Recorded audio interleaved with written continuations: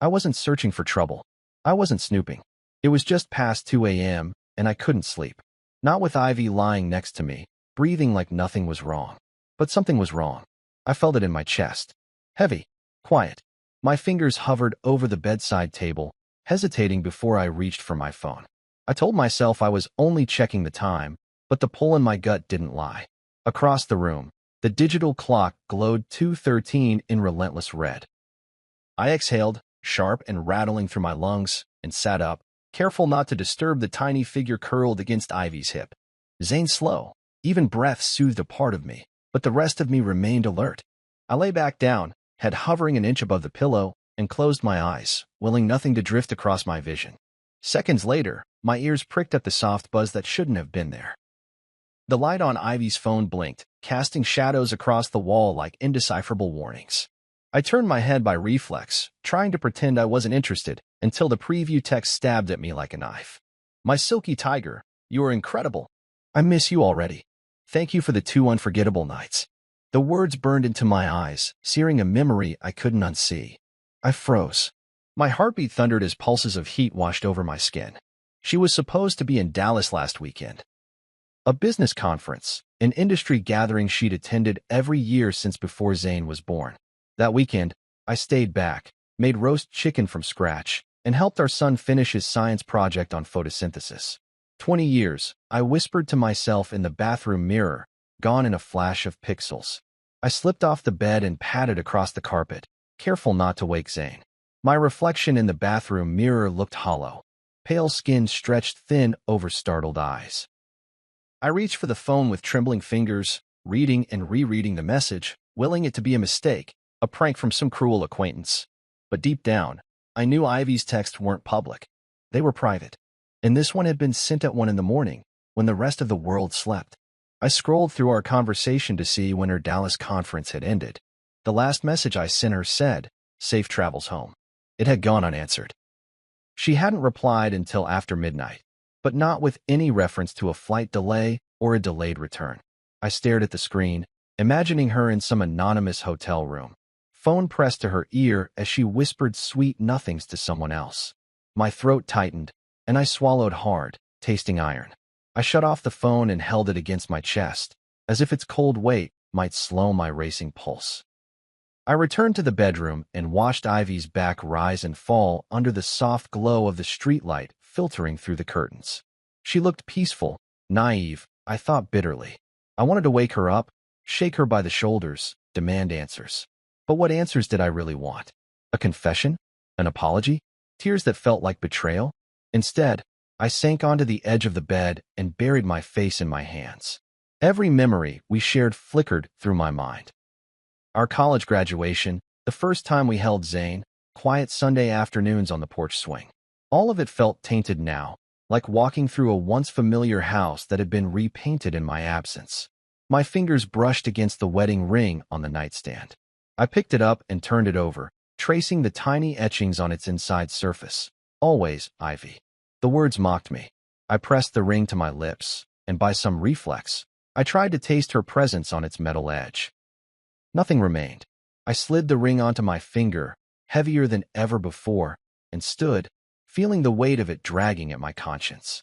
Slowly, I slid out of the room, closing the door softly behind me. I found Zane sleeping soundly in his room, blankets kicked aside, one arm reaching out into the emptiness. I knelt beside him and brushed his hair from his forehead. "Papa's here," I murmured, pressing my cheek to his warm skin. His eyelids fluttered but didn't open. I allowed myself a single tear, the first real one since I saw the message. I brushed it away before it could fall. My life had become an impossible balancing act between the man I wanted to be and the man I thought I was. Now, I realized that man might have been nothing more than a spectator to his own marriage. I stepped into the hallway, closing Zane's door behind me, and leaned against the wall. The house was silent, no whisper of tension between rooms, no creaks or sighs. But I could feel it, the hollow space where trust once lived. I took a steadying breath and walked toward the front hall, toward the rest of my life. My reflection passed me in the foyer mirror, a stranger wearing my face. I lifted my chin. Whatever happened next, I knew I couldn't stay here, not tonight. Not while the truth lay in that phone, waiting to pull me under. With one last look at the door I once called home, I turned and walked back to the bedroom, ready to confront Ivy with the silence that had already shattered everything. The next morning, sunlight spilled through the kitchen windows in golden shafts, illuminating the room like a lie. The brightness felt deliberate, as if it were trying to blind me to the truth that still pulsed at the edges of my consciousness. I sat at the breakfast table, my hands wrapped around a chipped mug of coffee, tasting only bitterness. Ivy moved with practiced ease behind me, humming a cheerful tune I couldn't place, spreading butter on toast with the kind of casual grace that used to make my heart warm. Now, every thoughtful gesture she offered felt like salt in an open wound.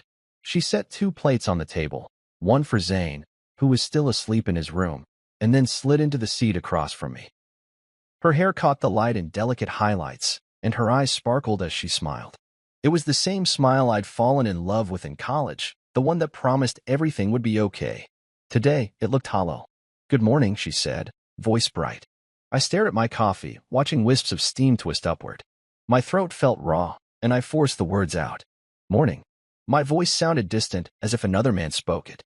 The toast sat golden and inviting, but I didn't reach for a bite. Instead, I wrapped my fingers tighter around the mug, nails pressing into the porcelain. "You look pale," Ivy observed, tilting her head like she was studying a butterfly specimen under a microscope. Her tone was light, but her eyes searched for something concern, maybe, or the secret I was hiding. I wanted to push my mug toward her and show her the message that stole the last hours of my peace, but I didn't. Instead, I swallowed hard and said, "Weird dream." The words felt inadequate. Everything I believed in turned out to be a lie. Ivy's lips curved into a sympathetic smile that felt wrong. "Dreams are weird like that," she said, turning her toast over on the plate. She took a bite and chewed slowly, savoring the butter's creaminess. For a moment, she closed her eyes and tilted her face toward the ceiling, as though she welcomed the warmth of the morning sun. Then she opened her eyes and continued, "You should try to go back to sleep if you can."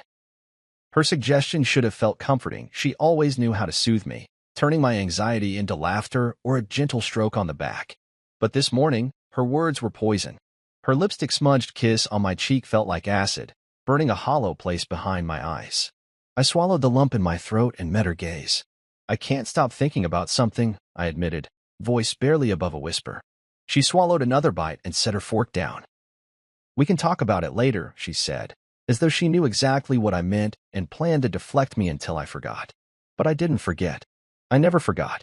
I stood abruptly, chair scraping the tile floor, and she turned her head, eyes widening. "Where are you going?" she asked, concern masking something unreadable. "To clear my head," I replied. I didn't trust myself to stay here, to watch her make breakfast as though nothing had changed. I walked out of the kitchen and into the backyard, closing the glass door softly behind me. The morning air was cool, scented with dew and the faint sweetness of blooming jasmine.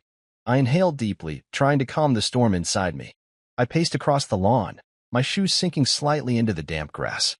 Ivy's silhouette appeared in the doorway, framed by the bright kitchen, and she leaned against the frame. "Talk to me," she urged, voice gentle but firm. "I know something's wrong." I turned to face her, watching her shift from foot to foot, as if waiting for me to unravel. Up close, I saw the worry lines etched at the corners of her eyes, and I hesitated. A part of me wanted to tell her everything, to expose the message that had shattered my world. But another part recoiled at the thought of seeing her tears or the rows of guilt that might line her face. "Was it a dream?" she asked again, stepping out onto the grass. The sun caught her hair, making it glow like copper. She reached out and placed a hand on my arm. Her touch was warm and familiar, and for a moment, I closed my eyes and let myself pretend she was innocent. I swallowed and said, "I saw something last night." My words came out rushed, as though I feared she might disappear before I finished. "On your phone." I pulled out my own device, its screen dark in my pocket. "A message. From someone calling you my silky tiger. Someone thanking you for 2 unforgettable nights." Her hand tightened on my arm, and she frowned. "It's not what you think," she said quietly. I stared at her, searching her face for cracks. "Then tell me what it is." She drew a shaky breath. "It was an old conversation," she began. "From before we were married. It popped up by mistake." I felt a flicker of relief, but it died instantly. "In the middle of the night?" I asked.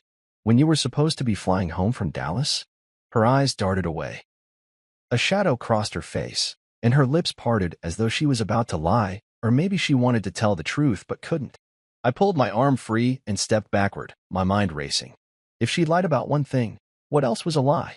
Ivy hesitated, glancing at the ground, then back to me. I should have told you sooner, she whispered. I'm sorry. The word sliced through me.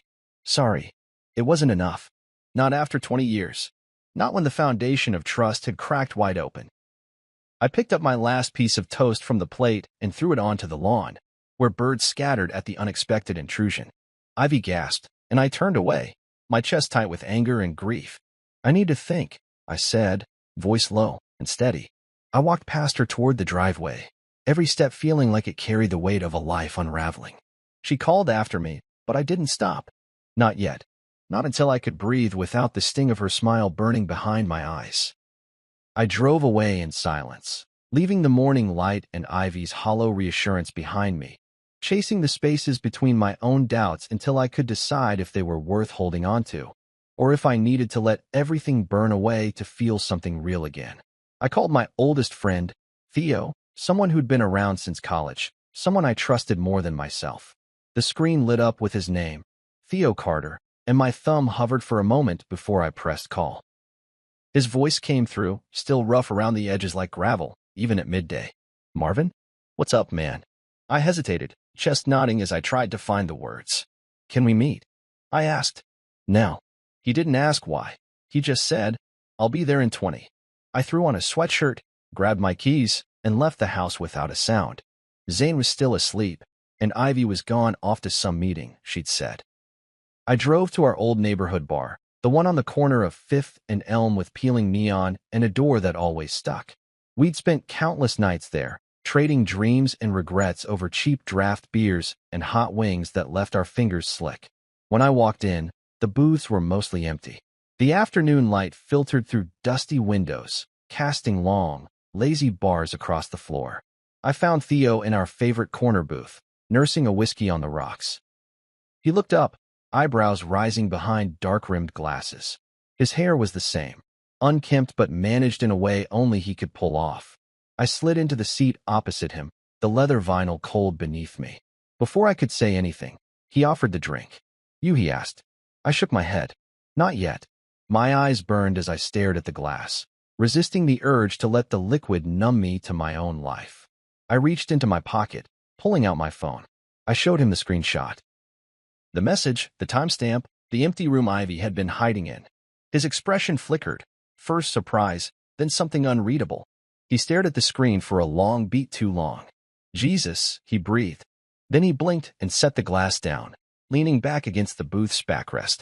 You sure about this? He asked, voice low. Does that look like doubt?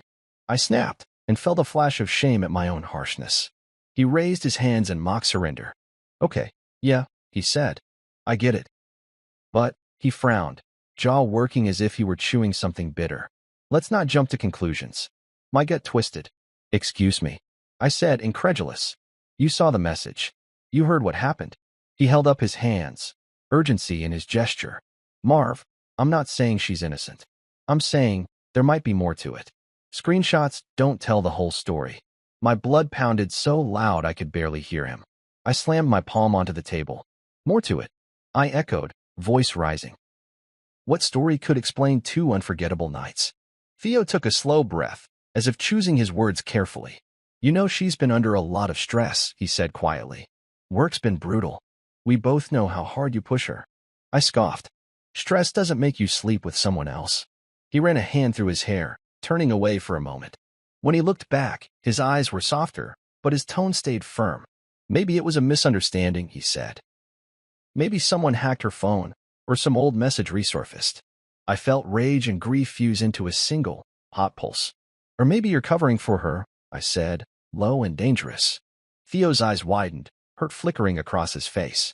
That's not it, he said. He leaned forward then, elbows on the table. Look, I care about both of you. You know I love Ivy like a sister. I'd never lie to you. His words should have comforted me, but they cut deeper than any betrayal. If someone I trusted without question could equivocate, then maybe I was the fool who saw loyalty where there was none. I pushed my chair back and stood.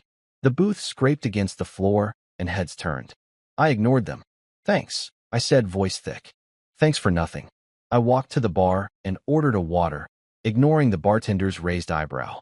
I paid and left a tip on the counter, my legs shaky as I made my way back to the booth. Theo didn't follow. He sat alone, the half-finished whiskey glinting at his side. My hands trembled as I walked past him, and at the last moment I paused. Why aren't you more upset? I asked, quieter this time. He looked up, eyes swollen like he'd been holding something back. Because I'm scared, he said. If she did this, I lose my best friend. And if she didn't, I just let you walk into something that'll destroy you. I stared at him, chest heaving. For the first time, I saw the conflict etched on his face, the fracture in our friendship that Ivy had torn open without ever meaning to. You could have warned me, I said. Let me know what you suspected. He pressed his lips together, then shook his head. I thought you deserved the benefit of the doubt, he said. I thought you'd talk to her first. I laughed then, the sound brittle and hollow. Talk to her. I echoed. After seeing that message? What would I say? He stood, the whiskey glass tipping slightly. He ran a hand over my shoulder. I don't know. Ask her. Find out what happened. And if she won't tell you, then you'll know. His grip was warm, familiar, and I felt a flicker of what I'd always loved about him, his loyalty, his refusal to let me burn alone. But it wasn't enough to hold me back. I nodded stiffly and slipped past him toward the door. Outside, the sun seemed too bright, casting everything in sharp relief. I took a deep breath of air, the scent of asphalt and petrol mingling with distant honeysuckle. The world felt unsteady, the ground shifting beneath my feet. I pulled my phone from my pocket and stared at it, thumb hovering over Ivy's contact. I felt the weight of every memory, every promise we'd made in that relationship pressed hard against my ribs. At last, I slid my thumb down and hit call. It rang once, twice, and I braced myself for the moment Ivy's voice would answer. My heart hammered as her voicemail kicked in, warm and familiar. Hey baby, leave a message.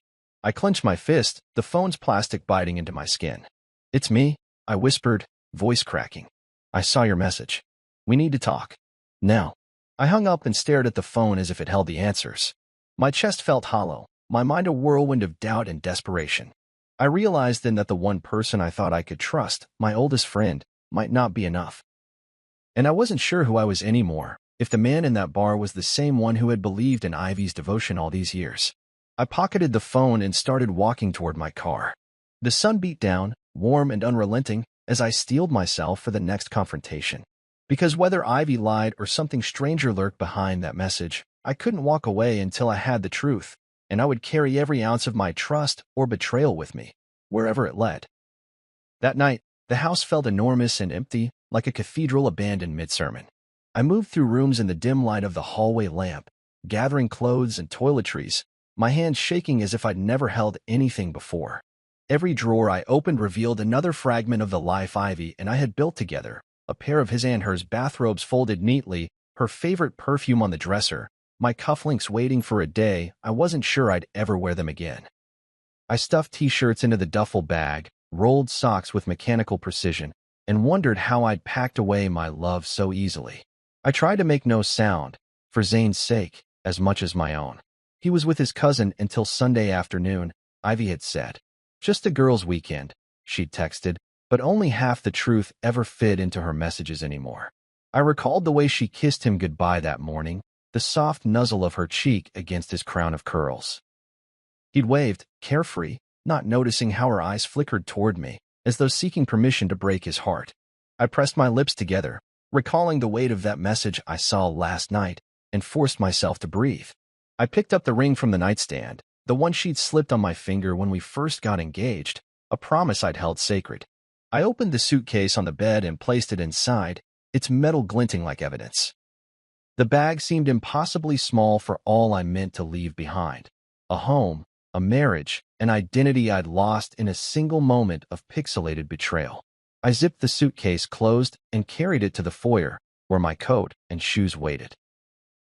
The walls seemed to press in on me, each step echoing in the silent house. In the entryway, I paused before the front door. My eyes drifted to the family photos lining the wall. Christmas mornings, summer vacations, milestones immortalized in happy smiles. I remembered how I'd leaned into Ivy for group pictures, her hand resting on my shoulder, the weight of her love a soft comfort. Now, those smiles looked brittle, as though a gust of wind might blow them away forever. I reached out and touched the frame closest to me, a snapshot of Zane's first steps. My chest tightened, and I closed my eyes against the ache. I stepped outside into the cool night air. The porch light cast a pool of yellow on the brick, illuminating the concrete path that led to the driveway. I set the suitcase down and retrieved my car keys from my pocket. I glanced back at the house, the windows like dark eyes watching me leave. My heart pounded in my ears, each beat a reminder of the life I was abandoning. But I couldn't stay. Not with Ivy and Theo weaving lies in these rooms. Not with the weight of suspicion pressing on every wall.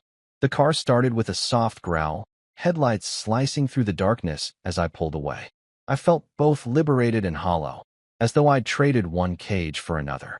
My destination was clear. My brother Darren's cabin in the mountains, a sanctuary where I could breathe without the constant sting of betrayal. I gripped the steering wheel, knuckles white, and let the engine hum ease my frantic thoughts. The road wound uphill, flanked by towering pines that swayed silently under the starlit sky. The moon was a thin crescent, barely illuminating the asphalt ahead. As I drove, my mind replayed the conversation I'd overheard. Ivy's whisper about a few more days, Theo's mocking laughter, the brutal confirmation of their betrayal. I pressed my palm against the steering wheel, feeling its smooth leather, grounding me in the moment. I thought of Zane's face, soft and trusting, and wondered how I'd explain why his world had shattered so suddenly. An hour later, I reached the turnoff to Darren's cabin, a narrow dirt road disappearing into dense woods. I slowed, headlights reflecting off tree trunks, and followed tire tracks to a clearing where the cabin sat, its windows dark but welcoming. I parked and sat inside the car, letting the silence envelop me.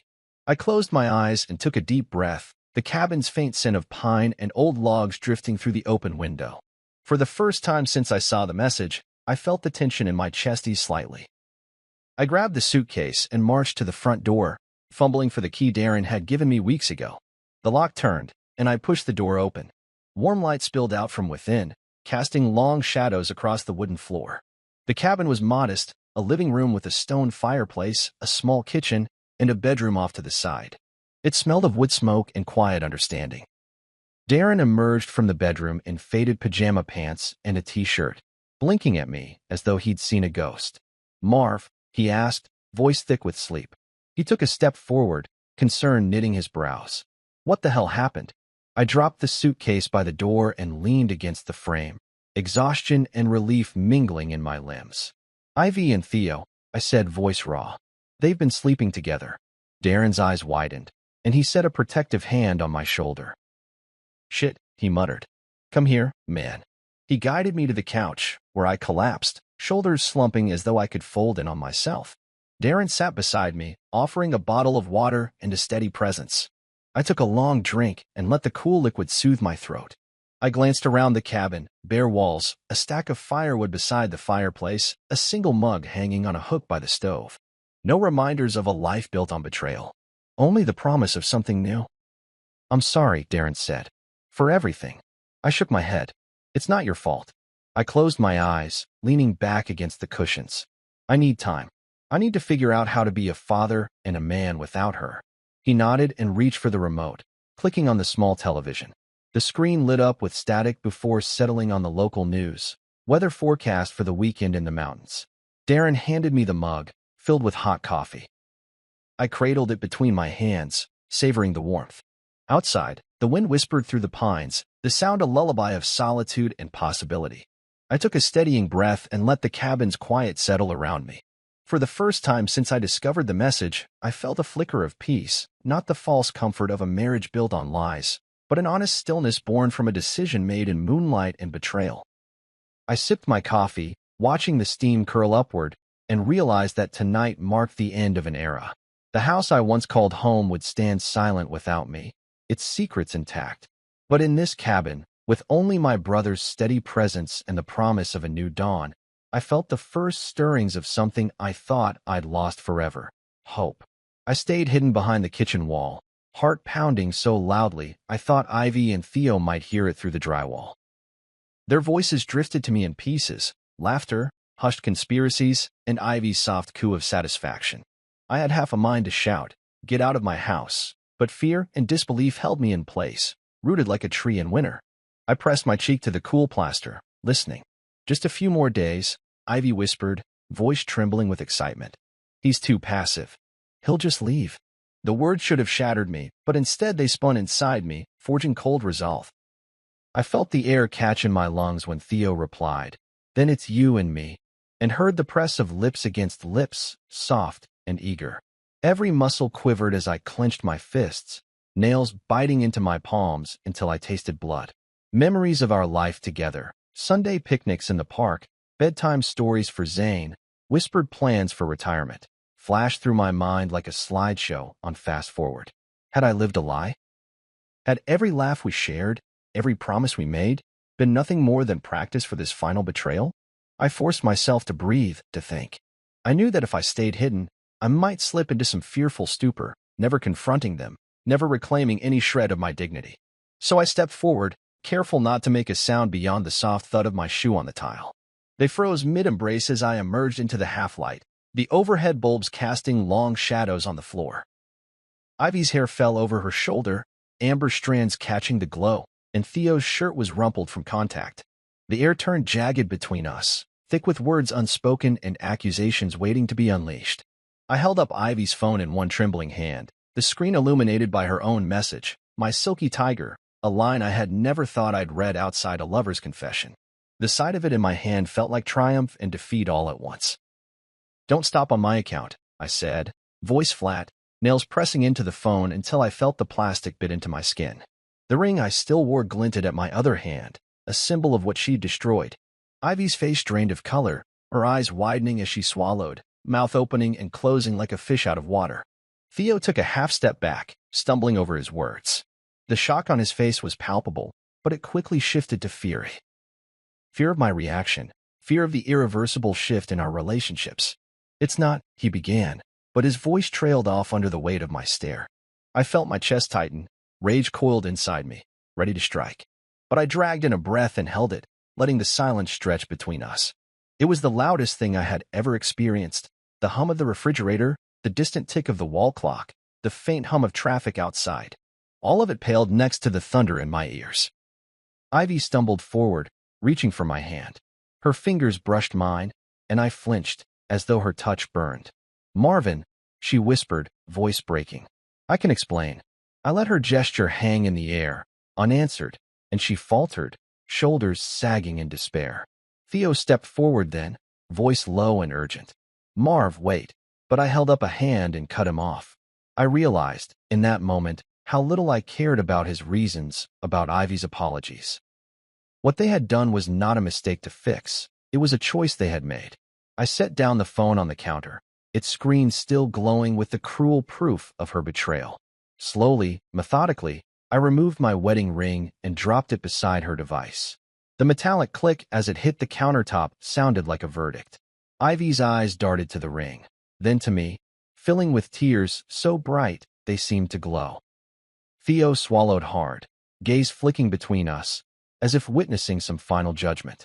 I stepped back from the counter and crossed my arms, all the warmth gone from my body. "You made your choice," I said, voice steady. "And now I have mine." A strange calm settled over me, as though shedding their lies had freed me from some heavy chain. Ivy reached out, as though to plead, but I didn't move. My heart pounded, but not with fear. For the first time, I felt clear. I knew what had to come next. I walked toward the front door without looking back. Theo whispered my name, but I didn't stop. Ivy called after me, sobbing now, words tumbling out in helpless fragments. I paused at the threshold, hand on the doorknob, and glanced over my shoulder one last time. The kitchen looked smaller, diminished by the revelations within its walls. I took a deep breath, tasting freedom on the edge of my lips, and stepped outside into the cool night air. I closed the door behind me with deliberate care, leaving their laughter and their lies to echo in the empty house. As I walked down the front steps, my suitcase already in hand, I felt the final weight of what had once been my world fall away.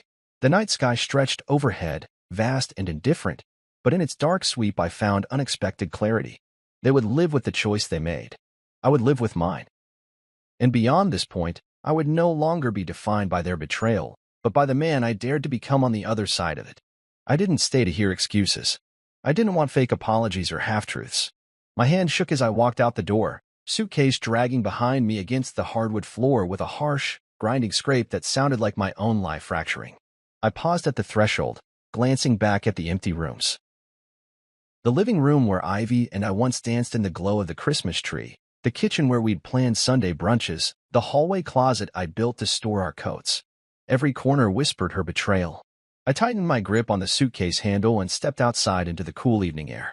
Ivy's taillights glowed in the distance as I drove away, shuddering with every gear shift like a wounded animal fleeing its former home. My mind reeled, replaying the scene in the kitchen now. Her whispered confidence that I'd never notice, Theo's casual betrayal as though they deserved each other. I gripped the steering wheel until my knuckles turned white, my eyes fixed on the road as though it would deliver me from the wreckage of my marriage. I had no clear destination in mind, only the desperate need to escape the house that had become a mausoleum of broken promises. I drove north, out of the city, into the rolling hills that gave way to the mountains. The sun slipped below the horizon, and I flicked on the headlights, casting twin beams through the dusky twilight. Memories of Zane's laughter flickered like flashbacks on my internal screen, him running through sprinklers in the backyard, his sticky fingers clutching ice cream cones, the way his cheeks had puffed out in concentration when he first learned to ride his bike. I swallowed hard, teeth clenched, and told myself that soon I would see him again. Darren had agreed to take care of him. My little boy deserved a father who wasn't haunted by betrayal. The road narrowed, hairpin bends carving through dense stands of pine. I felt the tension in my shoulders ease slightly with each mile. The mountain's hush enveloped me, washing away some of my agitation. I kept the windows open a crack, letting puffs of crisp, pine-scented air drift in. It felt like breathing for the first time in days. I thought about all the nights I'd lain awake beside Ivy, certain of her devotion, and how utterly I had misread her. I pictured her phone screen, the words, "my silky tiger," dancing in cruel indictment. I wondered if she'd ever feel the weight of her choices, or if she'd simply move on to some new fiction. An hour later, I spotted the turnoff. A narrow dirt track led into a clearing where Darren's cabin waited, sturdy logs, a stone chimney, a swirl of smoke drifting upward like an invitation. I slowed and turned onto the track, tires crunching gravel. The headlights revealed a single window aglow, promising warmth against the mountain chill. I parked in front of the porch and killed the engine. Silence rolled over me in waves. No phones buzzing, no quiet betrayals echoing off the walls. Just the hush of pines and the distant call of a night bird. I shouldered my bag and walked to the porch, the wooden boards creaking beneath my weight. Darren opened the door before I could knock, hair mussed, eyes bleary but alive with concern. "Marv?" he said, voice heavy with fatigue. He stood there in faded pajama pants and a wrinkled flannel shirt, arms open but hesitant, as though uncertain if I would accept comfort. I dropped the suitcase inside and let him pull me into a hug. His arms felt solid, unbetraying, a reminder of family bonds that didn't crack at the first sign of trouble. Inside, the cabin glowed with lamplight. A kettle whistled softly on the stove, filling the kitchen with steam. Darren led me to the living room, where a fire blazed in the stone hearth, crackling and warm. He tossed another log onto the flames, and embers danced upward, casting flickering shadows on the log walls. The place smelled of wood smoke and old rugs, safe and unpretentious. I sank into the couch, exhaustion pulling at my limbs like gravity. Darren sat across from me, elbows on his knees, studying my face. "Tell me everything," he said quietly. His gaze was patient, unwavering. I drew a shaky breath. I came home early, saw a message on Ivy's phone, someone calling her my silky tiger, thanking her for 2 unforgettable nights. I had suspicions, but I never imagined. "Theo." I paused, voice breaking. "He's been my best friend since freshman year." Darren's face tightened, and he rubbed his forehead. "I'm sorry, man," he said. "I had no idea." I looked away, staring at the flames as they licked the hearth. "He admitted it tonight," I said. They were laughing in our kitchen. "She said he's too passive, he'd just leave. He told her it would be her and him." I shook my head. Then I stepped out, held up the phone, and dropped the ring. Silence settled between us, warm but heavy. The only sound was the fire's hiss and crackle. After a moment, Darren cleared his throat. "What are you going to do?" he asked. I pressed my lips together. "I don't know," I admitted. "I just know I can't go back there." I gazed into the dancing flames as though seeking answers in their chaos. Right now, I just need to breathe, to think, to figure out how to be a father without her. Darren nodded. "That's fair." He stood and refilled my mug with hot coffee, the steam curling upward in lazy spirals. He handed me the mug, and I wrapped both hands around its warmth. I closed my eyes, savoring the heat, letting it seep into my bones. He sat back down, voice gentle. "You're a good dad, Marv. Zane's lucky to have you." I swallowed, feeling the lump in my throat grow. "I just hope I can be enough," I said. "You will be," Darren said firmly. "Come morning, we'll head into town. I'll help you get settled, bank appointments, legal stuff, whatever you need. I've got your back." I nodded, tears stinging my eyes. "Thanks," I whispered. He reached across the coffee table and squeezed my hand. "You're not alone in this." I exhaled, the tension in my chest loosening for the first time. Outside, the night stood silent, but inside the cabin, I felt the flicker of something like hope. The road ahead would be hard: divorce, visitation schedules, the hollow ache of absence, but I knew I wouldn't face it alone. And for the first time since I left the house, I allowed myself to believe that a new beginning might be possible.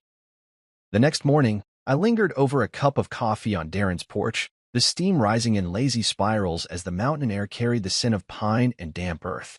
Sunlight filtered through the firs, gilding the dew on the grass like scattered diamonds. I cradled the mug between my hands, willing the warmth to seep into my bones and steady my rattled nerves. My eyes followed a squirrel darting along the railing, chasing its own ghost of a shadow. For the first time in days, I felt a measure of calm, an illusion, perhaps, but a welcome one.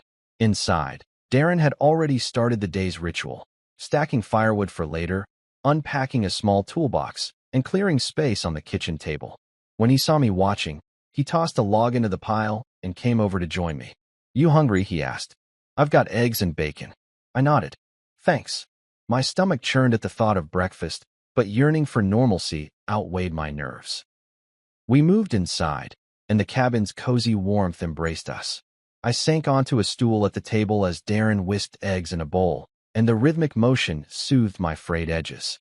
As he cooked, I noticed a file folder tucked beneath a stack of old magazines on the counter. Its tab read Family, Old. I hesitated, then slid it toward me. Darren glanced up. "Found that in the cupboard," he said. "Thought you might want it." I opened the folder and stared at its contents. Yellowed envelopes sealed with aged tape, handwritten addresses and Ivy's looping script. My heart thumped. I lifted the top envelope. No date, just her name. Inside was a letter, the paper creased and soft at the folds. My hands trembled as I unfolded it. "Marissa, if you meant what you said at graduation, why did you let me marry him?" The words twisted in my gut. Marissa, her nickname for someone I'd never been. Someone other than me. My pulse surged, and I reached for the next letter. It, too, was from Ivy, dated years before our wedding. I still think about us every time I see his face. I sank onto the stool's seat, the edge biting into my thighs as though reminding me of the pain buried in these pages. Darren set plates of eggs and bacon before me, but I didn't touch them. He sat opposite, concern etched on his face. "You okay?" he asked. I bit back the tremor in my voice. "These letters," I whispered. "I found them here." I tapped the folder. "From Ivy to Theo." Darren frowned. "How old are they?" I rifled through a handful of letters, unfolding each to read the dates scrawled in the margins. The earliest was 6 years old, the latest 3 years old, well before we met. "They date back years," I said, voice tight. "Before our marriage." The realization hit me like a blow. Ivy and Theo's affair wasn't a recent betrayal. It was the foundation of my entire marriage. Everything I believed, every vow, every promise, had been built on a secret they carried into our lives. A wave of nausea rolled through me. I grabbed a letter and held it at arm's length, reading her words over and over. The anguish in her handwriting stung more than any shouted confrontation. "If you meant what you said at graduation, graduation." I remembered that day, her cap thrown aloft, her proud grin as she crossed the stage. I'd been there in the crowd, cheering, unaware that she was thinking of someone else. I looked up at Darren, eyes stinging. "They were in love before me," I said. "They waited until I was part of their life, then carried on." My voice cracked. I was the pawn all along. He swallowed hard. You deserve better than this, he said, reaching for my hand. His touch was steady, a reminder I wasn't alone in my pain. I sank into the stool, exhaustion crashing over me. The eggs and bacon cooled on the plates, steam fading like the warmth in my chest. I folded the letters back into the folder, careful not to tear the fragile paper. I need to know everything, I said. Dates, places, any late nights she had an excuse for. I need the full picture before I can move forward. Darren nodded. Let's go through them, he said. He grabbed another letter, and we spent the next hour reading her confessions. Mentions of secret meetings at a downtown cafe, an apology for skipping an old girlfriend's birthday party because I couldn't face the guilt, references to a hotel name, the Laurel Inn, where they'd met in the city. Each revelation felt like a fresh cut, but the pain also lent clarity. I was no longer living in a haze of questions and doubt. Now I had a roadmap of betrayal. By midday, the folder contained a chronology of Ivy and Theo's affair, from its tentative beginnings during a college reunion to its crescendo in the months leading up to my proposal. I sat back, head spinning. The mountain air had dried the tears on my face, and I felt hollow and hollower. But beneath the void, a small ember of resolve flickered. I would not let their secrets define me. I would use this truth, painful as it was, to chart a new course for myself and for Zane. Darren cleared the letters into the folder and slid it across the table. You ready to face her? He asked gently. I stared at the folder, then nodded. I have to, I said, voice steady despite the tremor beneath. I have to hear her own answers, see if there's any shred of honesty left. He stood and offered a hand. I took it, rising to my feet, the weight of the folder in my arm a tangible sign that I was reclaiming my life. We stood side by side in the cabin's quiet light, two brothers bound by blood and by the shared belief that even the deepest wounds can heal with time and truth. Outside, a breeze stirred the pines, whispering promises of renewal. I took a deep breath and tucked the folder under my arm. For the first time since I learned of the betrayal, I felt prepared to confront Ivy with the evidence of her past, an evidence she might not deny, but from which I would no longer shrink. And so I walked to the cabin door, suitcase in one hand, folder in the other, ready to meet the woman who had deceived me and to decide, once and for all, how I would rebuild what remained of my life. I drove into the city the next morning with the folder of letters resting like a millstone on the passenger seat. My hands on the steering wheel trembled, not from fear, but from the rush of purpose I'd never felt before. Ivy's mother, Miriam, lived in a tidy brick house on Maplewood Drive, the kind of street where everyone knew everyone else's business. Today, I was about to make headlines. I parked in front of her house and paused, taking a steadying breath before stepping onto the sidewalk. My reflection in the car window looked back at me, hollow-eyed but determined. I clutched the folder and knocked on the front door. It swung open before I could even lift my fist. Miriam stood there in a floral print robe, hair pinned back, expression unreadable. Marvin, she said, voice calm. She stepped aside without invitation. Come in. The house smelled of lavender and fresh linen. Photos of Ivy as a child lined the hallway. Soft curls, impish grins, first day of school outfits. I remembered those days, before the lies, before the betrayal, when Ivy's world had still revolved around our shared dreams. Now, I walked through her childhood home like an intruder in a museum of innocence lost. Miriam led me to the living room, where floral upholstery and lace doilies spoke of careful domesticity. A teapot whistled in the adjacent kitchen. She gestured to the couch. Sit, she said. I placed the folder on the coffee table, the letters peeking from its edges like guilty confessions. She poured tea into two delicate china cups and handed one to me. I stared at the thin cup in my hands, the steam curling upward like a ghost. Thank you for seeing me, I said. She sat opposite, eyes calm but weary. I already know why you're here, Miriam said quietly. Ivy called me last night in tears. I closed my eyes, bracing for her words. She didn't tell me everything, I said. I found her messages to Theo, years of letters. Miriam nodded, placing her hands on her lap. Her fingers trembled ever so slightly. I'm sorry, she said. I should have told you before. Did you know? I asked, my voice low and even. About their affair, before I married her? She took a deep breath, as though preparing to dive into a deep pool. Yes, she admitted. I found out a long time ago. My heart lurched. Why didn't you tell me? The words came harsh, more accusatory than I intended, but the pain in my chest made my voice sharper than I wanted. She folded her hands, gaze steady, because I thought she'd moved on. I thought her feelings for Theo were in the past. I leaned forward. But you didn't warn me when we got engaged? Her eyes glistened. I wanted to protect her privacy and yours. I believed that once she chose you, once she promised to build a life with you, her past would stay buried. I pressed my lips together, but it resurfaced. Miriam nodded. I should have said something sooner. When I heard she was struggling, I was too afraid of shattering her happiness. She paused, lifting her cup to her lips. She set it down with a soft clink. But in trying to protect you both, I let her carry a secret that poisoned everything. I exhaled, the weight of her admission settling over me like a shroud. So I was the backup plan, I said, voice hollow. The safe choice. Her head bowed. I am so sorry, she whispered. She never meant to hurt you. She thought the past was behind her. I stood, unable to stay seated another moment. The tea's warmth had cooled, but the ache in my chest burned bright. I needed to hear you say it, I said. I needed to know it wasn't all in my head. Miriam rose as well, and we stood facing each other in the quiet room. I know, she said. Her voice cracked. And I know nothing I do can change what happened. She reached out, her hand brushing mine for an instant. But I promise you this. I will do whatever I can to help you move forward. I nodded, tears stinging my eyes. Thank you, I said softly. It wasn't enough, never enough, but it was something. I collected the folder from the coffee table, letters pressed against my side like a verdict. I have more decisions to make, I said. About divorce, custody, everything. Miriam's eyes softened.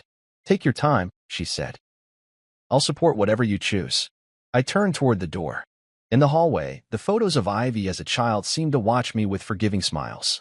I paused, hand on the doorknob, and looked back at Miriam. One more thing, I said. If I decide to confront her properly, will you tell her I came here first?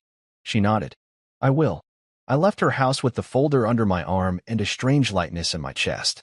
No longer was I trapped by uncertainty or by the weight of unspoken truths. I knew now what she'd done, what her mother had known, and where the cracks in our marriage had begun. The road ahead was still daunting. Legal battles, custody talks, the slow healing of a shattered heart. But I felt something new, clarity.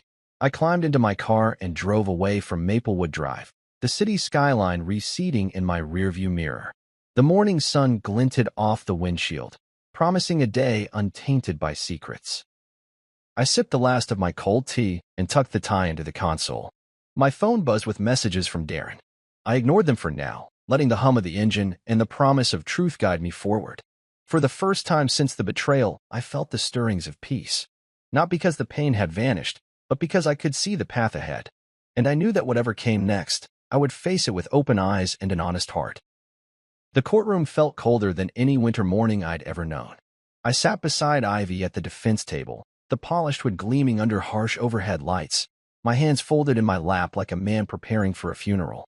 She sat stiffly, cheeks wet with tears she had scrubbed at with trembling fingers. Across the room, our lawyers exchanged notes, and the judge's stern gaze swept over the assembled crowd. I caught sight of Theo in the back row. Pale, eyes cast downward, as though he, too, were on trial. When the judge called our case, Ivy's shoulders shook with a silent sob. She turned to me, mouth opening as if she had rehearsed 1,000 apologies. But when she spoke, her voice cracked. Please, she pleaded, I made a mistake. I love our son more than anything. I looked away, focusing on the ornate molding above the judge's bench. Ivy's love wasn't a remedy for deception. It was a bitter reminder of the choice she made.